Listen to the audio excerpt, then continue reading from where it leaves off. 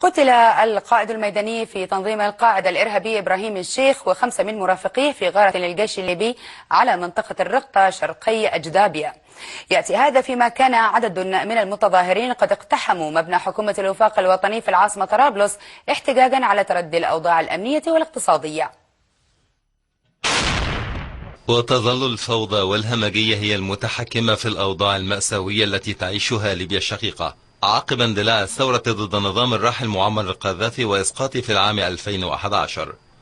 فبعد يوم من تسلم حكومة الوفاق الوطني لمقرها الرئيس في العاصمة طرابلس، اقتحم متظاهرون مبنى الحكومة بالإضافة إلى بعض مقرات شركات الاتصالات بوسط العاصمة للاحتجاج على تردي الأوضاع الاقتصادية والأمنية وتردي الخدمات العامة مثل الكهرباء والمياه والاتصالات في أنحاء البلاد.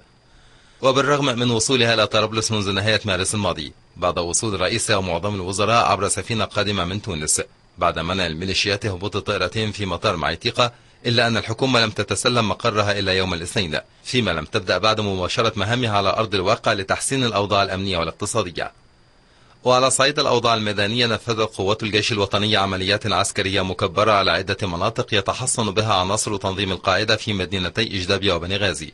وتمكن الطيران الحربي الليبي من تدمير الركن العسكري بإجدابية وقتل أحد قادة التنظيم في بنغازي وآخرين من المسلحين، بالإضافة إلى استهداف مخازن الأسلحة في عدة غارات جوية.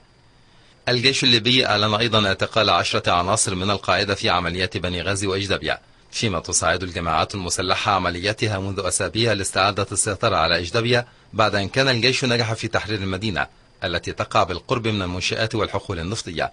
مدينة سرت شهدت أيضا نشاطا مكثفا للجيش والطيران الليبي ولكن ضد تنظيم داعش، حيث أعلنت مصادر عسكرية مقتل وإصابة عدد من عناصر التنظيم الإرهابي في قصف جوي استهدف سيارات تابعة للتنظيم ومخازن للذخيرة.